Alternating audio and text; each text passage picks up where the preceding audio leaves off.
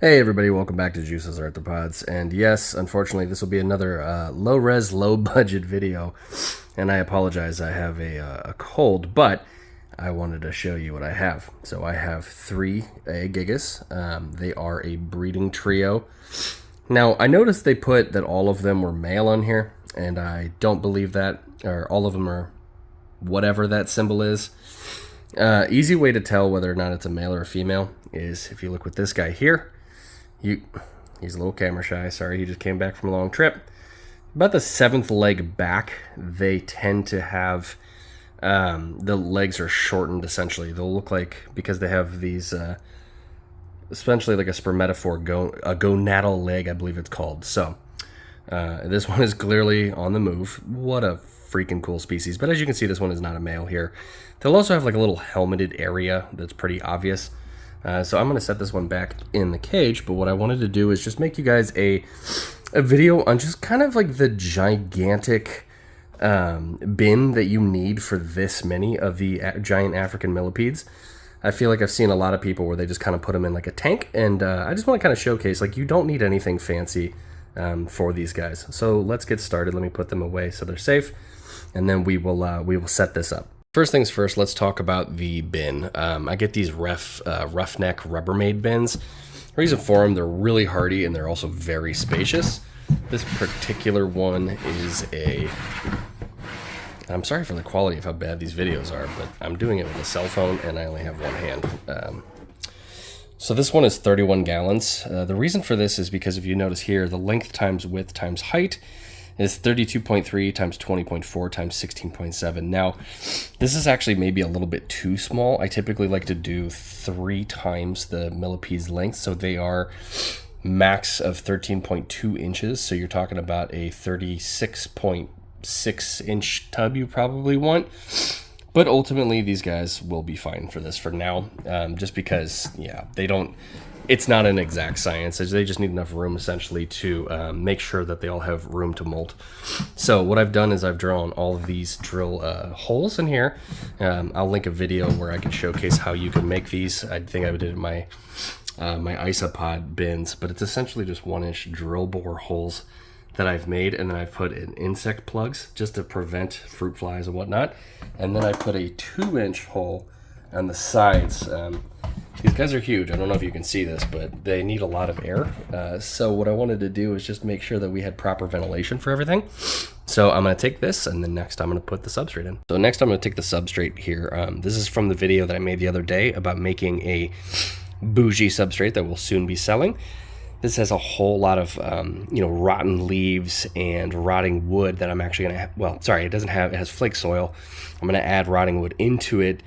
But it's also got 3 different types of soil in there. So it's going to be really good for these millipedes, as they are detritivores. And they do, a significant amount of their food comes from just eating the stuff within the soil ultimately. And the stuff is going to hold moisture really well, which is very crucial for any millipede, but especially these guys being as big as they are. So I'm going to put that in and showcase it afterwards. This is such a big tub. I actually had to end up adding just like a couple, like probably a quarter of a bag of Reptisoil, just because it used all 25 pounds of soil I had made. So I just added some leftover Reptisoil. But as you can see, I want to keep it just below that. This is going to be plenty. I mean, if you look, you're talking about, a significant amount of soil that's going to be in this.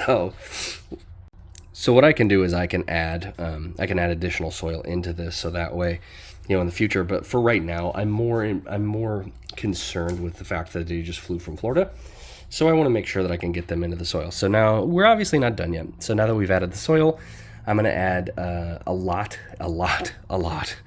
of leaves. Is this enough leaves, you say? I don't know. Maybe. We'll see. So now once you've added all your leaves, you're going to want to mix this in. Now I already have a lot of leaves mixed into the soil.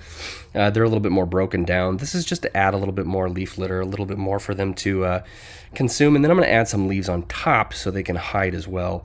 But before I do that, let's beautify this a little. Oh yeah, look how pretty that is. That's like a perfect home for some millipedes. Real moss, a little bit of cork bark, a little bit of wood, a little bit of broken leaves. But wait, Let's leaf it up some more. All right, added some wheat leaves, got it nice and wet. But juice, won't that be too wet? Well, these guys haven't probably had fluids in 3 days. And I'm also in California. It's going to get about 85 degrees here later today. That humidity is going to get sucked out immediately. So I like to have it a little bit more on the wet side and then let them determine it. I have this cork bark here that I placed. The soil below it, pretty dry considering. So they'll have a little spot that they can get dry. They can also go deeper if they need to. So let's see if they like it. Don't mind the blue stuff that these guys are using for the stuff to pack them in. But as you can see, they're starting to untangle themselves a little bit, except for that third one. He's being a jerk. But keep in mind, millipedes are not exactly super exciting creatures. So they take a lot of naps and groom themselves pretty much most of the day. So we're just going to kind of leave these guys alone. But immediately you can see these guys are just exploring. They're going to wander around their cage for a little while, kind of get an idea of what the hell is going on.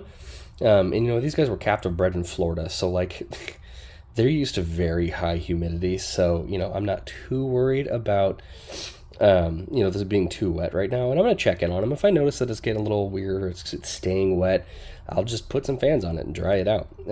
But I hope you like this. These guys are hopefully my breeding trio. I still have to look because it does not look like the one is a male, but we shall see. Just might have to...